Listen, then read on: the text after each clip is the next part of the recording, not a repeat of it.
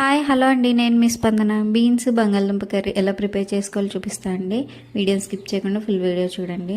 3 table స్పూన్లు oil వేసుకుని, చిటికెడు ఆవాలు వేసుకుని, ఒక ఉల్లిపాయ, ఒక పచ్చిమిర్చి సన్నగా కట్ చేసుకుని వేయించుకోవాలి.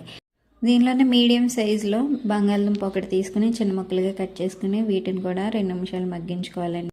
ఇవి మగ్గిన తర్వాత నేను ఇక్కడ 1/2 కిలో బీన్స్ తీసుకున్నానండి. వాటిని కూడా వేసేసి దానిలోనే 2 టమాటాలు చిన్న ముక్కలుగా కట్ చేసుకుని, 1 టేబుల్ స్పూన్ అల్లం వెల్లుల్లి పేస్టు, రుచికి సరిపడినంత సాల్ట్, పసుపు ఇవన్నీ వేసి ఒక 5 నిమిషాలు మగ్గించుకోవాలి. మగ్గిన తర్వాత కారం, ధనియాల పొడి, గరం మసాలా ఇవన్నీ వేసి ఒకసారి కలిపేసి ఒక 2 గ్లాసులు వాటర్ వేసి వీటన్నిటిని మనం బీన్స్ ముక్క ఉడికేంత వరకు కూడా ఉడికించుకోవాలి.